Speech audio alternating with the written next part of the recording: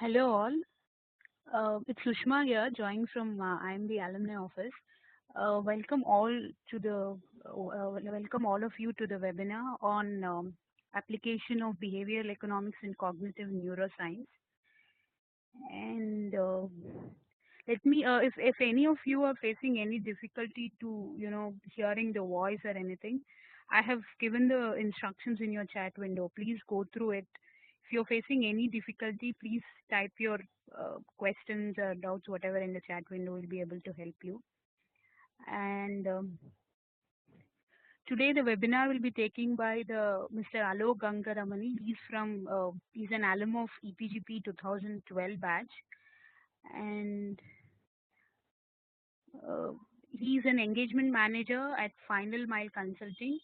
And after graduating from 2012, he has been leading Final Mile's engagements and business development efforts in North America. As a behavior change strategist, his primary expertise lies in understanding consumer decision making and using perspectives from human-centered design and behavioral sciences to derive strategic solutions. So he'll be taking an 1 hour webinar, which will include discussion of some concepts, then followed by a project case study in the Indian context, and then at the end he will be opening it for the Q&A. You can type your questions in the chat pod. And we'll start the webinar in another 2 minutes. If you're facing any difficulty to connect to the audio or anything, please follow the instructions which have been sent in the chat window now. At the end of the webinar, we'll be sending one webinar feedback form. Kindly fill the form after when the webinar is about to end. Hello, Alok? Yep. Yeah, you can just take over. Yeah. Okay. Oh, so start now? Is it? Okay. Yeah, you can start. Yeah. Alrighty. I hope everyone can hear me okay. I guess Sushma will let me know if that's not the case. Well, good evening, and or good morning to whoever has joined. It is holiday time, so I suspect a lot of people will be away. I wanted to basically talk about the work that I've been doing since I graduated from IIM Bangalore in 2012, and most of the conversation is going to be about decision making. And since we're talking decisions, I thought I'll tell you a little side story from back in 2011 when I was at IIM Bangalore. So I had enrolled into this course called DARM, Decision Analysis and Risk Management. And I guess I found it interesting enough to, not only attend the lectures, but also to attend a guest lecture, which I would rarely do during school time. And that guest lecture was actually from Vijay Dominic, who's the CEO of Final Mile.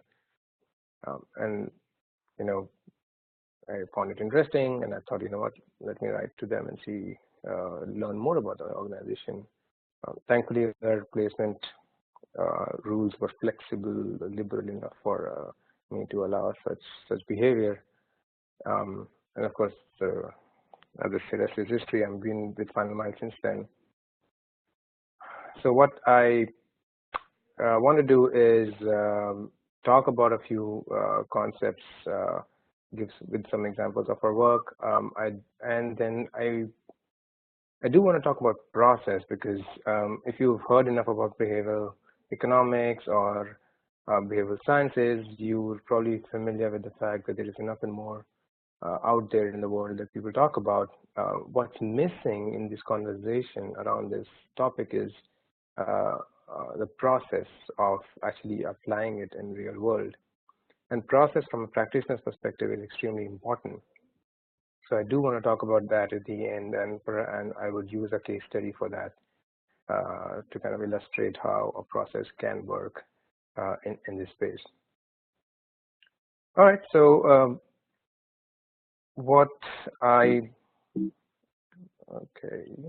How do I move slides? There we go. So I want to start with a very old case project, and it's an old project, and it's something we're obviously proud of. That's why we keep talking about it. And it is kind of like a narrow example of how we have used the sciences to change behavior. So this is a a project with Indian Railways, and the company in Final Mile started in Mumbai. So we were in touch with the railway staff in Bombay, and they'd kind of come to us, and they talked about, we know that railways is a big network, is a lifeline of Mumbai, about 500 kilometers of track lines, probably serves about 7 million commuters. But back then, when they had come to us, they talked about this data point, which is missed a lot, or is not talked about enough, right? Which is the fact that there are about 10 people who die on these railway tracks every day. In fact, this is one of the largest causes of unnatural deaths in the city, and a major portion of that is attributed towards trespassing, right? So people who are basically crossing railway tracks from places that they should not be. The railways that come to us and said, you know what, we've tried all things, right? So if you see, we've put in these walls, and as you can see, there's a guy who's trying to climb this ladder. We have put fences, and you can see how the jugads, the Indian jugadus are able to break those fences. It's something that you've done to still find a way out. So reviewers came to us and said, you know what, can you help us stop trespassing? So we said, okay, let's have a look. It's not the kind of engagements we have done before, but you know what, let's see whether we can actually make an impact. So we started walking on the railway tracks. We started observing what kind of behaviors might be leading to these kind of trespassing deaths. So I want to show a quick video, and I've tried to put in some videos to make this conversation a little more interesting than just trying to keep it a monotone from my end.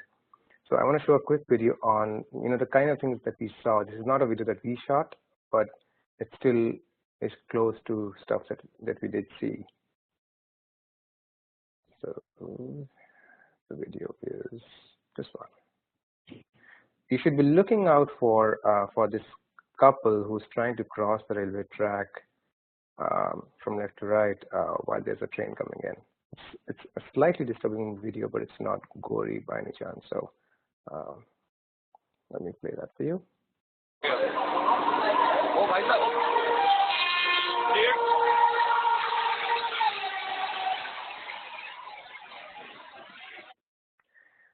So if you noticed, I hope you all saw the video, but if you noticed, there was this couple who was trying to cross, and the right thing that they could have done or should have done was to actually stop, right, obviously.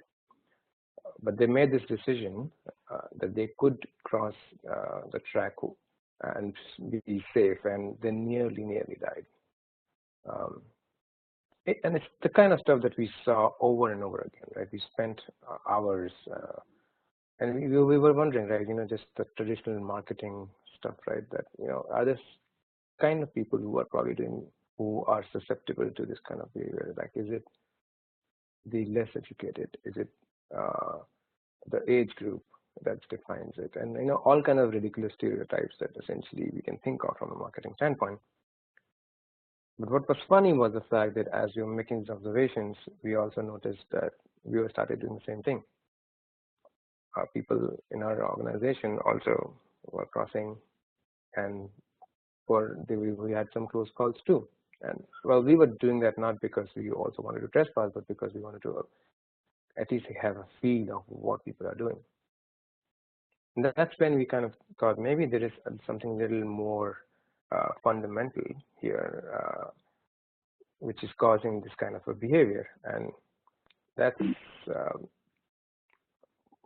and so we started looking, right? And once you start looking, obviously you'll find information that kind of supports it, and that's essentially what we found. what we learned is the fact that human brain, because humans are evolved to not necessarily look at large objects coming at that speed, it's not something that we are evolutionarily programmed with. We actually underestimate the speed by up to 40%. So if there's a train that's coming at say 100 kilometers per hour, we're actually likely to imagine that that's at 60 kilometers per hour. So that 40% difference is essentially something that can cause is a fraction of seconds in a place like this, and of course can lead to a lot more deaths. So when we learned that, we figured that, okay, let's see how can we then, now that we have at least some basic idea of behavior, is there anything that we can do to change it? So what I'm trying to show you here is an image of what what you see in Chicago. This is an image from Chicago Transport Authority, and essentially they're trying to say, what trains can reach at this pace, and so it's not worth your life. And it's kind of the information kind of images that we would see, right? I mean, if we drive cars, we know that on the side view mirror we have this little text which says cars are closer than you think, and I think all of us probably here know the fact that most of this is useless, and it really doesn't change in the way we either drive or probably even cross railway tracks. So we started thinking that how do you design a solution for this problem without necessarily trying to preach another data point to mass public. And the one thing that we realized was is that most of the times we are using reference points, right, to judge speeds, right? So if you fly, then you know the fact that you are not able to judge the speed of a plane because there's actually very little reference points for us to figure out how fast we're going. But if we are in real life, we are actually always judging based on how something is crossing a pillar or is crossing a wall. And those are the reference points that we kind of use to gauge speeds. We don't have a mathematical calculator. We don't have a speedometer in our brain that actually can do that for us, right? So we use the same concept, and what you see here is essentially the yellow lines on the railway tracks. And these yellow lines that you're seeing essentially were the ones that we drew closer to the trespassing points. So when the train is crossing over these yellow lines, they can the commuters, not the commuters, the trespassers can actually get a sense of how fast the train is and make a much better decision, much more informed decision. What you're seeing, what you might be hearing is the fact that we actually did not solve for trespassing. We did not say that we could prevent trespassing. And that's a call that we had to make during this project as well, saying that, people live next to these tracks, so stopping them to trespass is nearly impossible, right? So therefore, we kind of changed our approach towards making it safer than stopping it, and that's where we got to this. And it did work. The slide here, the blues that you're seeing, the numbers 17 and 23, were actually the kind of accidents or fatalities that were happening in a particular trespassing zone before our intervention, and then the orange is essentially was the change that we were able to bring in post our intervention. And that's it's a I mean, this one was a dramatic change, but we did replicate it across like multiple places, and I think we saw a change from anywhere from 50% to 75% kind of reduced fatalities.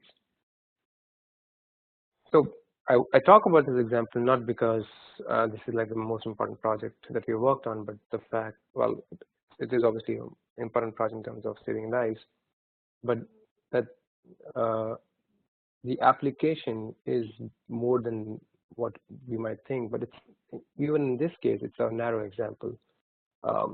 So what it helped us do was to figure out ways to start thinking about how we can get into more complex problems and try to use behavioral sciences to solve bigger and complex problems.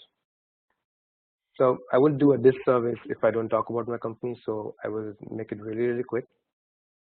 So final mile, we are what we call as behavioral architecture consulting, which essentially is a fancy way to say we use behavioral economics, we use cognitive neuroscience, we use design to architect behavior changes. Two offices, one in Mumbai, one in Chicago. And while I actually don't like this image very much, but it does, because it all it is trying to say that we are very great. But the idea actually is to showcase also the width of the kind of places where something like this approach can be applied, right? So we worked across health, whether it's public health, whether it's private, pharma companies. We worked a lot with the banks. Of course, consumer goods is something that we've done in the past. Transportation is an example that you just saw. And we've done some work in the organization behavior change space as well. And thankfully, our projects have spanned the globe. So I'm personally currently involved in projects that are based in sub-Saharan Africa. And that's the work that we're doing at Gates Foundation. But at the same time, we do a lot of work in India in the private sector, and similarly, we do a lot of work in the US within the private sector as well. Again, this is just an image of the kind of engagements that we've done. So the first few examples are essentially the stuff that we've done with financial services. On the right, you're seeing examples that we have from road safety. There is some very, very interesting stuff that we did within sanitation space. I don't have the time to talk about it today, but sanitation is another issue, big issue that I'm sure all of us have. If you've followed the news, you must have heard about that. And one of the big problems with sanitation today is the fact that while you are building millions and millions of toilets, no one's still using it. So then, how do you change that behavior? But at the same time, I'm sounding like we do a lot of work in social services, but the reality is we do also do a lot of work in the private sector and trying to make money for our private sector clients. So, like I said, I purposely try to make it quick so that it doesn't sound like I'm trying to market my organization here. So let's get into some key themes and what we normally look for or observe as we are trying to understand how people make decisions, right? So, there are two overarching themes here, right? So there is what our traditional economics kind of talks about, how decisions should be made, right? If you're a rational person, here is how you would probably make a decision.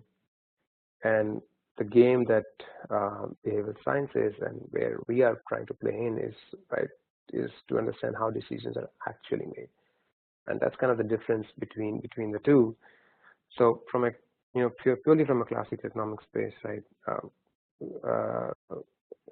This is a text from Richard Taylor, who just won his Nobel Prize in economics, and he has this funny way of mentioning, that the classic economics think that everybody, all the humans are econs, which optimized in their decisions, have absolutely no self-control problem, right? So you can put cake in front of them, you can put alcohol in front of them, and they'll never have any indulgence issues.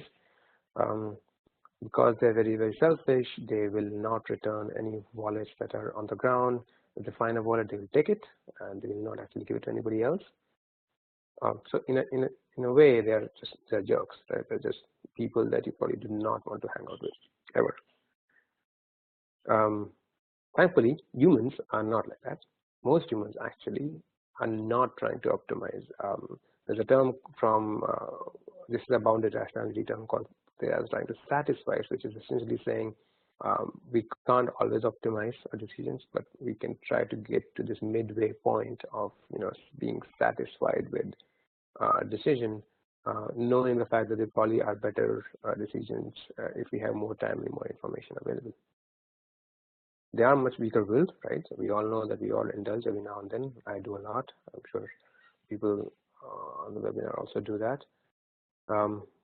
And for the most part, if we find a wallet, we do return, right? We do give people their wallets back.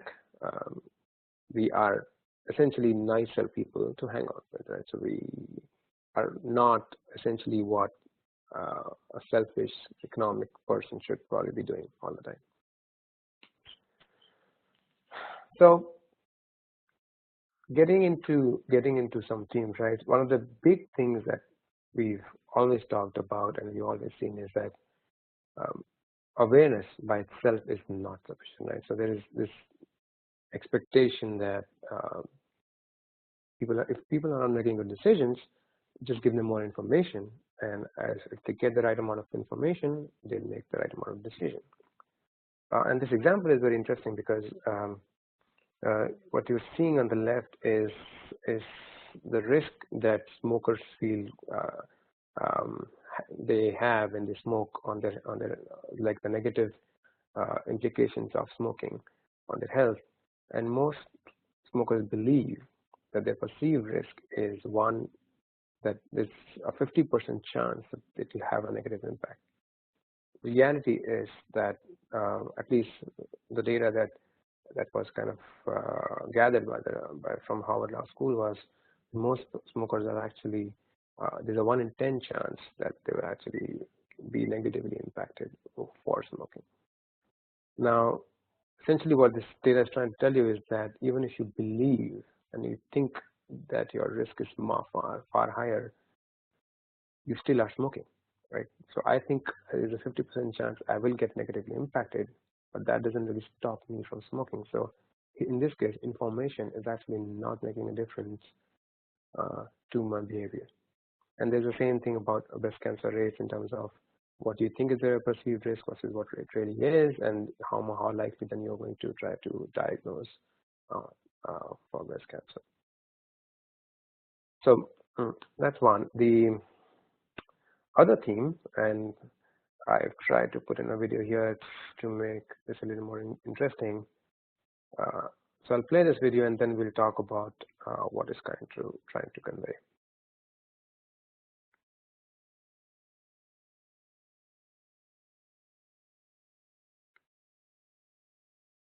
All right, I think I go over to Dusty's little apartment in Pasadena one time, and he says, "Hey, can you loan me some money?" Yeah. My wife was working. I wasn't working, but my wife was working. So we both lived. I said, "How much do you need?" He said, "I don't know, $5 or whatever." And more than that. So I go into his kitchen, and he has these mason jars up on a ledge. And one of them says rent, one of them says entertainment, one says books, one says about 5 of them, all labeled electric. And they all had money in it except the one that said food. And that didn't happen to have any money. So I said, "Dude, you don't have any money. You got money." He says, "I can't take the money out of the other jars." I don't know if you all were able to follow the conversation. Essentially, Dustin Hoffman has these mason jars in his kitchen or wherever with a whole lot of money, but there's one jar that does not have money for food. And he's asking for money from his friend for food, but not trying to use the money that is part and placed in the other mason jars.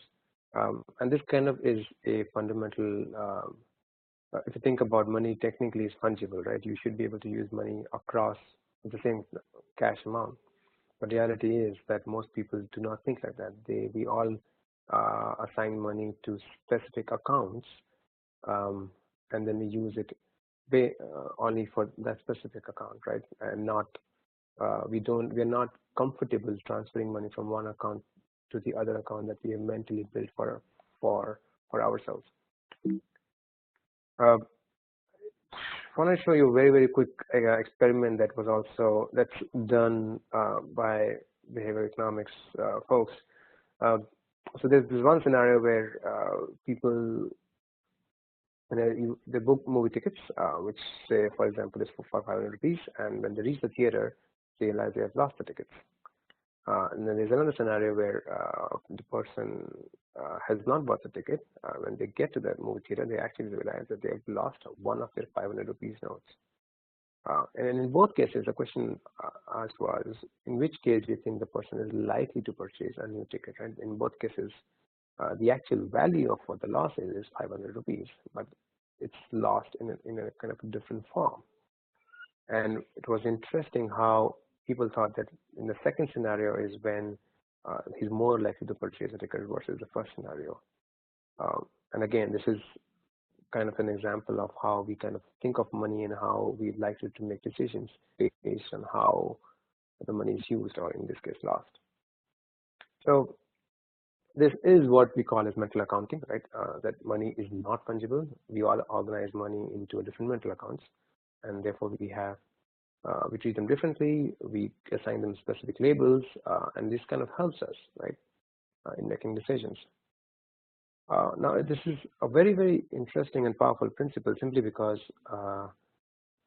if you start thinking of how we start saving money, how we kind of allocate money or invest money, we all do have different kinds of investments, right? Think about how you probably use your money that you receive from your salary versus the money that you receive from your bonus. There's a very, very high likelihood that you will use that money very differently, right? And it's a concept that we used for a project. So this is a project that we did with on financial inclusion in India. So if the folks, I'm sure, are familiar with the PMJ scheme, which is essentially accounts, these no frill, no minimum balance accounts that were open for, I don't know, about 200 million odd customers, and of which about 60% were actually rural people, right? So they were trying to get people to start using the banking system. The problem that people came up with is that a majority of them were dormant accounts, right? While these accounts have been opened up, people are actually not using. They are still sticking to their traditional way of saving money, borrowing money at like really, really high interest rates. In fact, because of those high interest borrowing, they were not able to save at all, right? So when we were working on that engagement, we talked about the fact that we noticed that people do want to save, right? That is an inherent objective or a goal that everybody has. The problem is they need some kind of a nudge to save better, right? And to be actually able to save for certain kind of accounts. And this was almost like a product design project where we said, you know what, instead of just going with like a regular savings account, which is what is something that most of us have in India, let's create specific accounts which are closer to the goals of our customers, in this case the rural folks who open up their accounts, and assign them with specific labels. Like there's an account for that provides you for food security, there's an account that you have for health, there's an account for Diwali, because again Diwali is a big money spending event, and if you don't save for that, then you are likely to take a high interest loan, right? So that was the kind of that is how we translated a principle into a product design for these accounts. I want to do talk about another fun experiment, right? So what you're seeing are decisions that people were asked to make. So there is a program that so if you are in this disaster space, right, with this, imagine that there are like floods or and there is the government obviously always has limited money to save people. So there is one program that can save 200 people. It will save 200 people out of the 600 people that are in that geographic zone. And then there is program B, which essentially says that there's a 1/3 probability that 600 people will save, right? And there's a 2/3 probability that no one will save. And people were asked, right, which one do you think most people would if you put this for a vote, most people will elect? And most people obviously talked about program A. It has a lot more certainty. 200 people will definitely be saved. Program B, there's a higher likelihood that no one will save. So it makes sense why people chose program A, right? and I'm sure people who are familiar with statistics know that technically they are same expected value. Now, if you flip the way this information was framed, right? Suddenly now we're talking about program C, which says that 400 people will definitely die, right? More certainly 400 people will die. And then you have program D, where there's a 1/3 probability that no one will die, and a 2/3 probability that all 600 will die. And suddenly the election changed, and program D was considered a better program over program C. And if you read it enough, you realize that all these programs are actually effectively the same. In fact, program C is just a framing of program A in a different manner. But just the framing of how we provide information has a significant impact. And this comes from what is termed as loss aversion, right? That losses just tend to loom much larger than gains. So when you frame something in terms of losses, it's likely to make a very different decision as compared to when you frame them in gains. I think this is the last one before we get into the process part of the conversation. It's something that normally we've done this. We've asked to a lot of people, how do you rate your driving skills, right? Do you think it's below average, and above average? And people who drive or who are on this webinar, if I ask you the question, there's a very good chance that most of us will think that we are above average, right? Right? Most of us think that I'm a better driver and everyone I know is an idiot. Now, reality is, statistically, we know that it's not possible, because average has to happen before something can be above average or below average. But that's not necessarily what we think, right? So we're generally overconfident about our capabilities, which is not necessarily a bad thing in a lot of ways, right? Because if you're overconfident, is why probably you start a business, even though you know that there's a 90% chance that most businesses fail, but you still go ahead and start a business because you think you will succeed. So overconfidence helps, but in a lot of places, sometimes we are overconfident of our abilities, and therefore we end up making decisions that may not always be the best decision.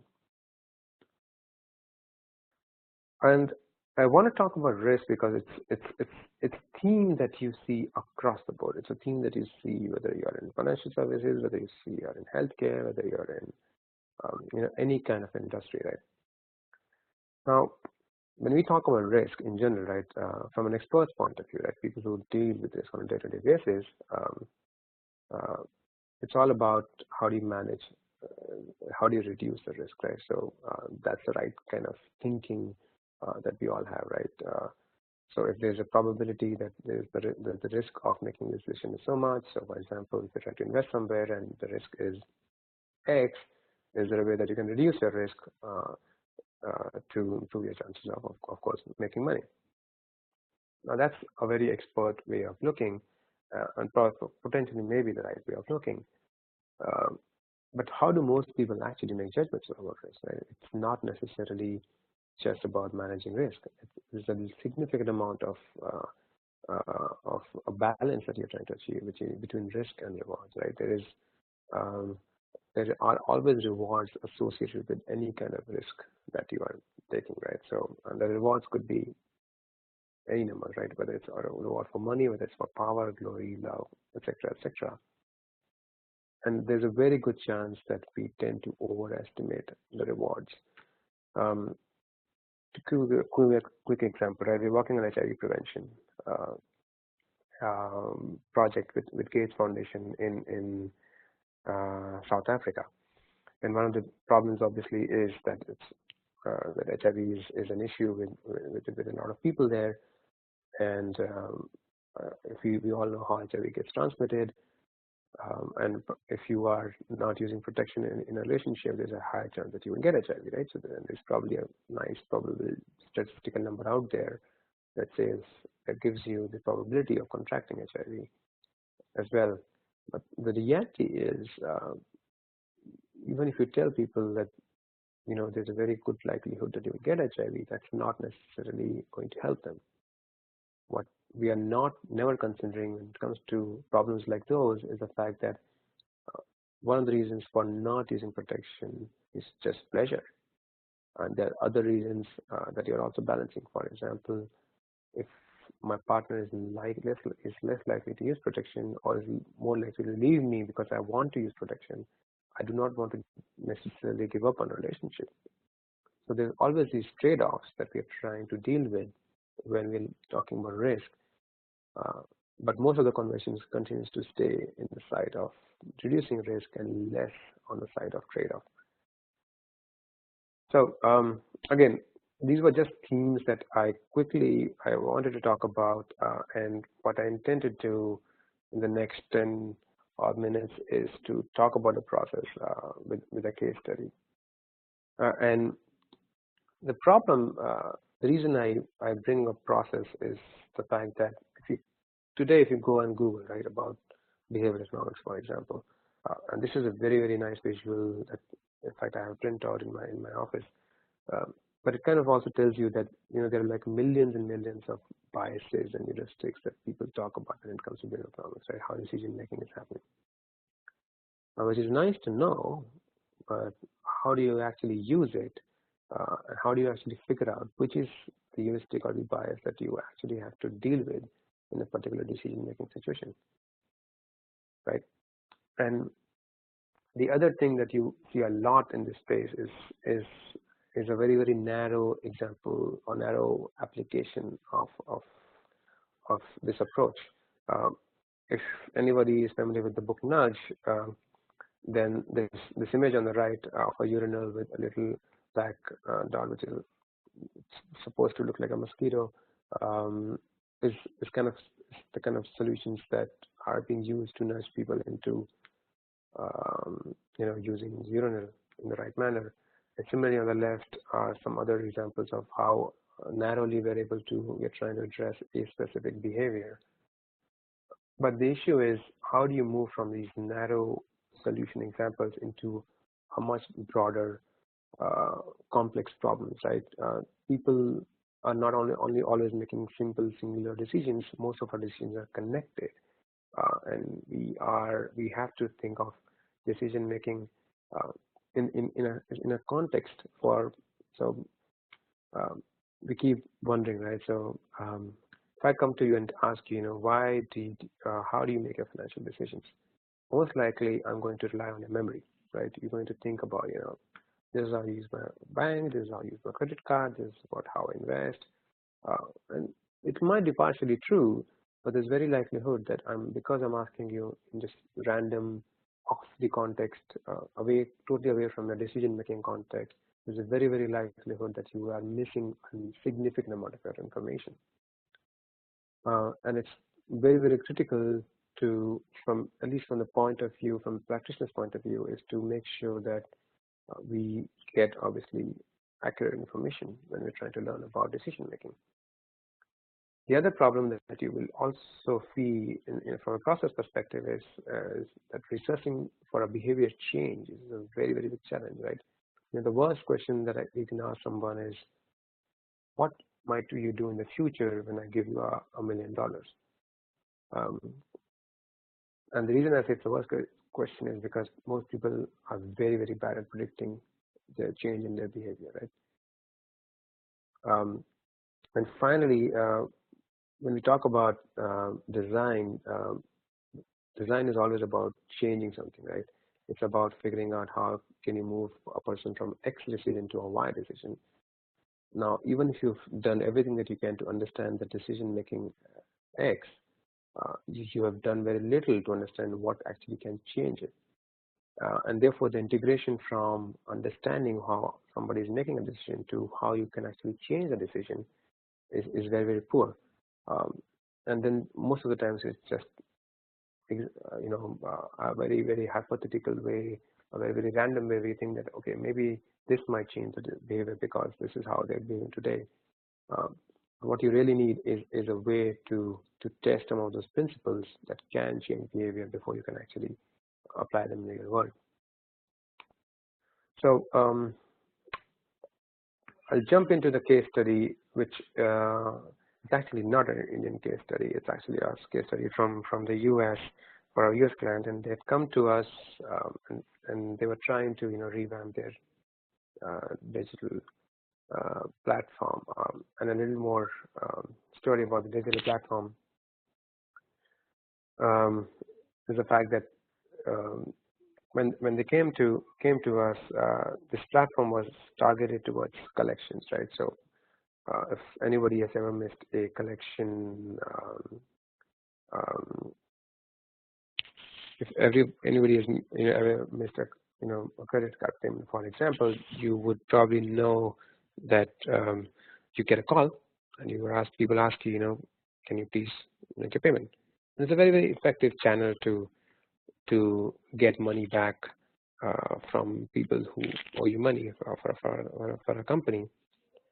Now, the project was about, can we actually create a digital platform that can drive that kind of behavior, and they essentially can help the company get the money back that people owe. Now, the example that I just gave you about forgetting a payment is just like a very small segment of customers, right? There are different kinds of customers who are unable to make payments for different variety of reasons. So the organization had a 9-segment matrix, which was based on different risk profiles, also based on how much time has passed since their payments. Have they missed one payment cycle? Have they missed multiple payment cycles, etc., etc. So they had these 9-segment matrix that they wanted us to work with to see how can you create a digital platform that can essentially change the decisions of these segments of customers and essentially help them to collect more money. So the first step, obviously, is to understand how people make decisions when it comes to delinquency, right? When this comes to not being able to make payment. And I like this. The reason I'm presenting this slide is just to kind of again restate the fact that if you go and ask someone, right, are you likely to give me money in the future? Most likely, people will say the right thing, right? Of course, I want to make good of the payments that I haven't missed. Of course, I'm not a person who likes to miss payments. But the reality is, are you able to make the payment today is what is most important. But today we have other expenses that we have to deal with. So I can try to give you a rationale about how I'll make the payment in the future, but most likely that's a false response simply because the situation that I have today, which is not going to necessarily change tomorrow. So the guiding principles, at least when we are trying to understand how people make decisions, is that we have to get them in a context, in a decision-making context first before we even get them to make a decision, right? And one way that we have done that is to use what we call as an EthnoLab, which is essentially a gamification platform where people come and in this gamified setting, and they go through the series of decisions they have to make, and they make those decisions in that simulated decision context. And the primary reason for doing that is to overcome what we call a say-do gap. So what they say is different to what they do, which is a common thing in decision making that you hear. So then how do you overcome that is by actually getting them to make decisions rather than just asking them to just say what they might do. And when you're talking about sensitive topics like delinquency, when people are not making money, you have to find a way to minimize impact. Like, if I tell you the real answer, which is that I'll not be able to make money, you will judge me. So how do you get over those kind of biases that people have to make decisions? Why did this happen? Oh, seems like I lost my presentation.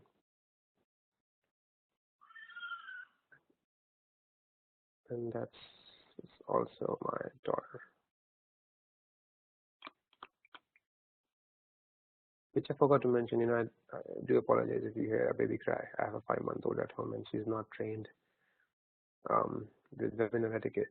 So I do apologize if you hear more cries from her. And I'm trying to load the deck. There we go. And I'm going to have to flip. Let's see, 20 perhaps. Right. Okay. All right. So moving on to what I was talking about, right? So we call it a conundrum research lab. It's essentially arbitrates. It's an arbitration kind of gamification platform where we basically get people to come in, and predict what the decision would be made by a person in a given decision scenario. And the important thing about this game is the fact that we ask people to make decisions of not what they do, but what they think most people like them will do. And this is kind of trying to move away from the value judgment piece that I talked about, where you're not judging the person on what they feel like doing, but more about what they think most people do in a situation like this. So, there's more detail in the research, but effectively the idea is to get more accurate decisions, right, of people, so that you can design for better solutions. So we use this research tool, and if you've heard about customer decision journey, the intention was to then kind of map the decisions that they make across a delinquency journey, right? So right from the fact that they first time when they're first notified of the fact they missed a payment, to how they are actually able to make good on their payments, and finally what do they do after they have resolved the delinquency to make sure that they don't become delinquent again. So we kind of built this game to study the entire journey, and that's what I was trying to say, that decision making is a series of decisions that you have to make, and it's important to kind of understand it in that form versus just asking them what a singular decision they've ever made. So quick summary. The next two slides are a bit cryptic because I've not been completely allowed by my clients to share all the information about the project. But I'll at least try to explain. Right, the story is this, right? That in general, people are oriented towards resolving delinquency. Nobody likes to be delinquent. Nobody likes to miss payments. Even if you are in a very, very bad situation, you do want to get into a situation where you can pay back what you owe. Now, one of the things that we were trying to do here was to see how a digital channel can become an efficient way to resolve. And this is where the say-do gap was most interesting, right? So if you ask people, right, does a digital channel make sense? Of course it does, right? They'll say everybody should use a digital channel. It's efficient. You don't have to worry about people. You don't have to talk to people. And there was this underlying assumption that there's shame involved in when people are delinquent, therefore they avoid to talk to people. So a digital channel might actually help them deal with that kind of emotion. But the reality is that when it comes to whether a person will actually use a digital channel, when we looked at that decision, we realized that most people opt for a call channel at the time of decision, simply because they still want some level of human empathy. They believe that a call is a lot more flexible. It allows for negotiation, none of which a digital channel is likely to provide. And this is, when I'm saying digital here, this is not using things like chatbots and all the fancy stuff that's out there today. This is still a nice looking digital platform, but not necessarily having the AI capabilities that are coming in today. So, and of course, people expect some level of leniency based on their past behaviors, right? So if I have always been a good customer, I do expect you to treat me in the form of how I've done in the past, which is interesting also because that if I'm a customer who regularly misses payments, then I do not expect you to be lenient with me, which is not necessarily how you necessarily think about customers, right? You always think about customers' delight, and with when you talk about customer experiences these days, it's always about, how do you delight your customers to the maximum level. But it was interesting to see that the expectation of the customer is different based on their situation and how they've obviously done their decisions in the past as well. And we saw this two big difference in terms of segments. We saw that people who are at this early stage, have missed this one cycle payment or are at a relatively low risk. They are not necessarily looking for any kind of empathy, right? So they're not looking for somebody who calls them and says, "I know you missed your payment. I know it happens to all. This is normal." They're not looking for any of that. They just want you to come, make the payment, and get out of it, right? And most likely get any waivers that you might have, charge them for interest and penalty. But when you're getting into the high risk group, which is essentially a group which is having some level of hardship, right? Whether it's a temporary hardship, which could be losing a job, versus a permanent hardship, which could be becoming disabled, for example. For them, that decision-making situation is very, very different, and they are looking for a different kind of assistance.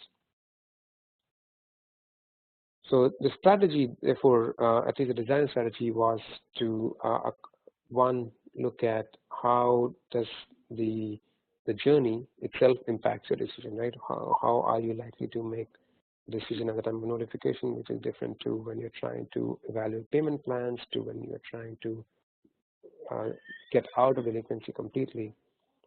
And therefore, it is important to study the entire journey, and then, of course, from a delinquency perspective, the earlier you can resolve it, the higher chance that you'll get your money back as an organization.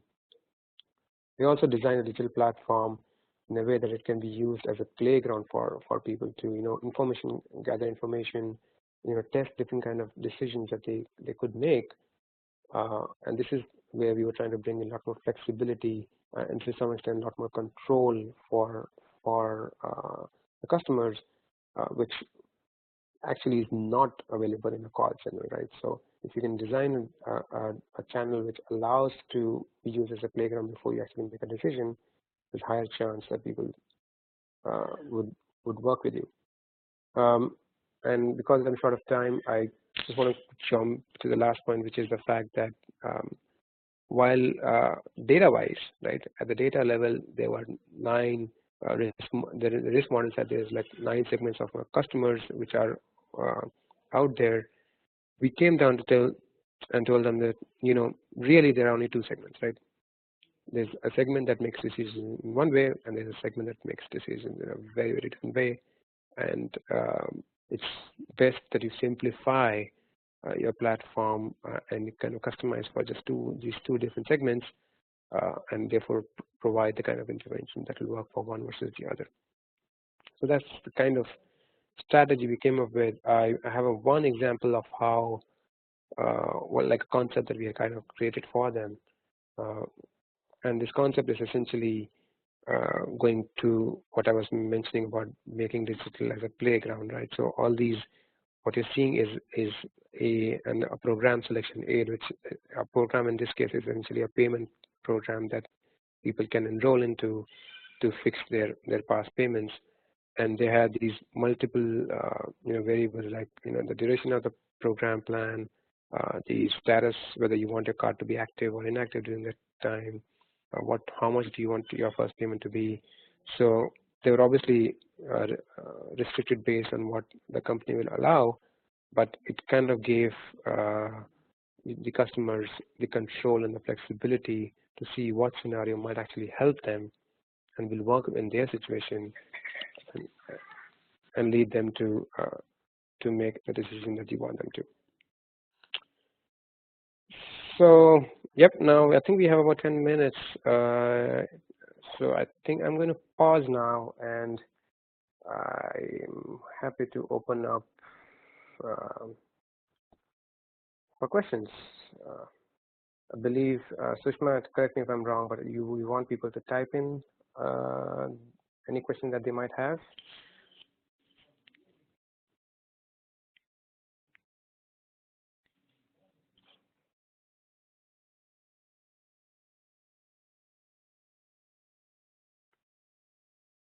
Okay, I do have questions here. Good evening, audio to solutions. I've got a plan of if any area of biology.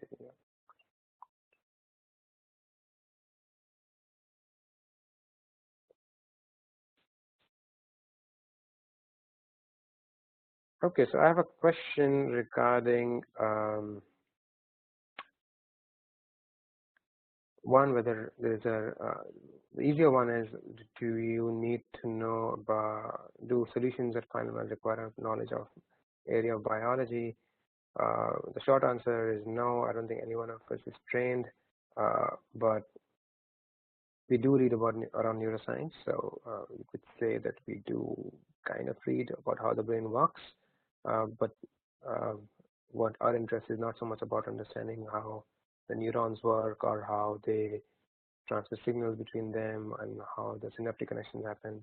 That's not the detail that we get into. We are more interested in understanding, at the end of the day, how do people make decisions, how are emotions that are formed are impacting people's decision making. So that's the kind of the stuff that we focus on. We not necessarily have a biology approach to it, a biological approach to it.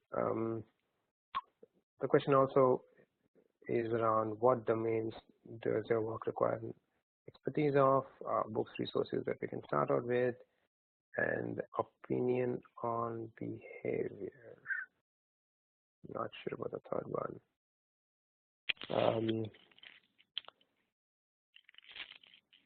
But it is answer the first two. So domains that our work requires. So to give you a quick sense of people that work at Final Mile, we obviously I'm from IIM Bangalore, so you can imagine I'm an MBA, and I imagine most people from in IIM, but also prior engineers. So that's kind of my background. But I'm a small group of people in that company. A good chunk of our folks are actually coming from a design background. And that's because a critical piece in any work that we do is figuring out how to design for solutions, how to design for behavior change. So yes, people have graphic background, graphic design background, product design background, industrial design background. So it's kind of a wide variety of background along with business background. And there's a third group of people who come with a behavioral science background. So these are folks who are who've done like a master's or a PhD kind of a course from one of the universities. We have somebody who's come from LSE, the London School of Economics. We have somebody who's come from University College of London. So those are like a three domains broadly that people have expertise in. But we also have people who have vertical expertise, meaning there are a person who's worked a lot in the financial services domain, and he's kind of leading some of our work and essentially helping us get more business in the financial services. Books, resources, well, quite a lot out there actually. To be honest, if you just search behavioral economics books, there's of course plenty. A good starting point, or at least a textbook, is the one that Kahneman wrote, which is Thinking Fast and Slow. If you've heard about that book, I wouldn't say it's an easy read in terms of it's written in a way that people can understand, but it's like a textbook also. So it's almost like going back to school and trying to read a textbook. So it's not as fun, but it's also interesting. On the chat, I'm looking at questions. I think we had one question around any other readable book outside Nudge, and that's kind of one of them. I think I might be able to. I guess there are plenty of more books, and we read quite a few here. So perhaps I can email them later if that would help. There's a question around PER, OSM losses and overestimated rewards. Sounds contradicting. Probably missed something. Can you clarify? Very good question. So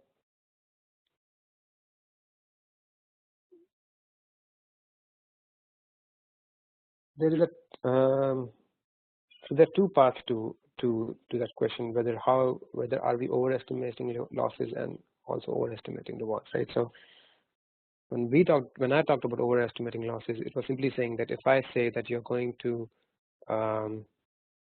if I present an information saying that this is what you're likely to use. So for example, I can tell you that you can get a 10% discount, or I can tell you that you're going to lose the 10% discount if you don't make a decision today. Two essentially the same information framed in two different ways, there's a likelihood that the second one will work stronger. The overestimating rewards, it's a very good question that you asked. The overestimating rewards was coming from a more a time dimension, which is saying that when I'm trying to balance risk and rewards, the rewards that are present today are likely to be stronger as compared to risks that is far in the future, right? So HIV, for example, is a very classic case where contracting HIV is likely to be in the future not something that we know will definitely happen today, but the reward of actually not using protection is that, like, the reward is the fact that you will still continue in a relationship, you'll probably experience more pleasure out of your relationship as compared to not. So the reward piece was more on the time base versus the loss piece. I hope that helps.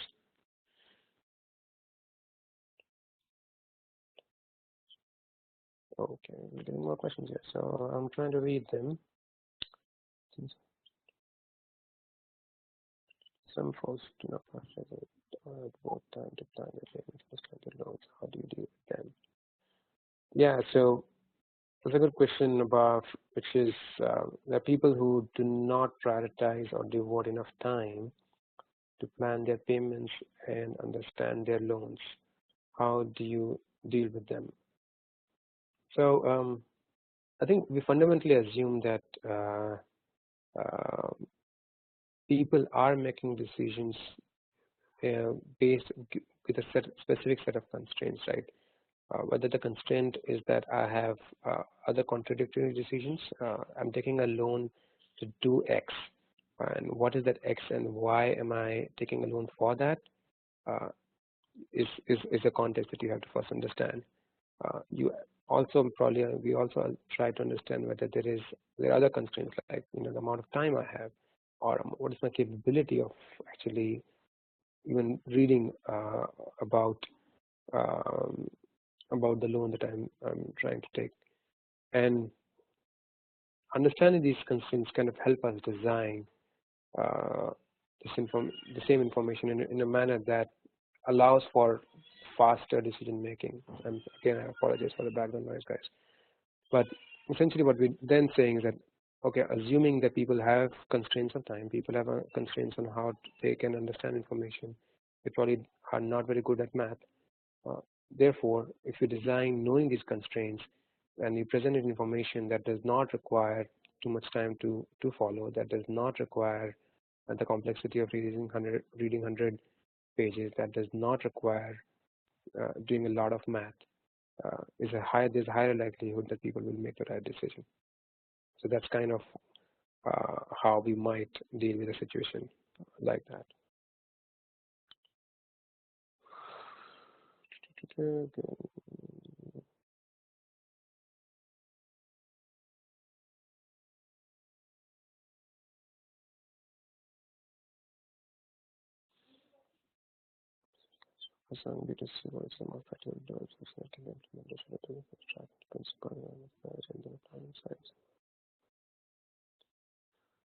So it's a very interesting question, which I was talking about from a process perspective, right? So there are many principles in behavioral economics. For a business which is largely focused on B2C models, what is the most practical way to develop solutions that can be implemented? Should a business abstract the principles and develop a methodology and then apply the insights to design UX models and finally underwire it with technology? Is this the recommended approach? The consulting answer is obviously it depends, but if I have to give you a little more information, I would say the practical way is essentially what is feasible, right? So we've done all kinds of ways to understand what is the best way to apply a principle, right? So to give you an example, we work with eBay, and we knew that eBay has a digital platform, and it is obviously an e-commerce platform that is focused on customers. And we realized that that platform itself is a very good way to test principles. So what we did, we got people. We went to a place where we asked people to go ahead and make transactions, e-commerce transactions, and we tried to design the e-commerce site differently for different kind of people who were making those transactions, and we saw which principles were able to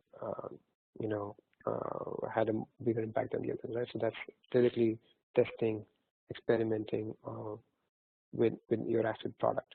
The other way is the kind of example that I gave you, which is about trying to do a proper research and trying to find a methodology to arbitrate what might be the principles that would work best. So both are possible, and I think it comes down to how much appetite you have to experiment with your real platform. And if it's in financial services, at least the clients that we work with here, that appetite is actually kind of poor. So in that situation, perhaps you want to do some kind of a methodology that allows you to do research outside your platform. But if your platform itself allows you to experiment, that's another way that I would say you could do. I think we're out of time. I know I see other questions, and perhaps I can try to respond to them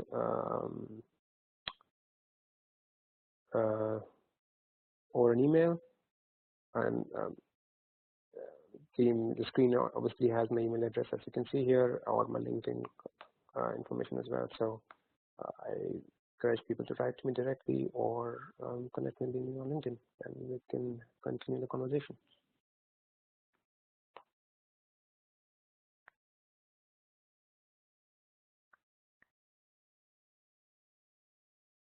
So, Krishna, should I leave it, take over? Yeah, you can take off. Look, yeah. Thank you very much, Alok, for this wonderful session. Right. Thank you. Yeah. Hello.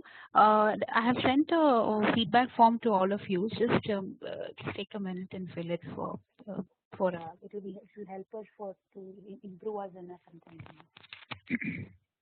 Oh yeah, and maybe if you can share with me, it'll help us improve my presentation too. Yeah, I'll just share once we get the response.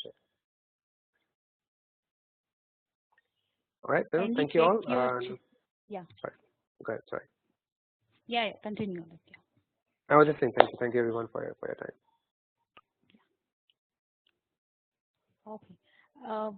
The link I've sent you in the chat thing, just kindly check in your chat window.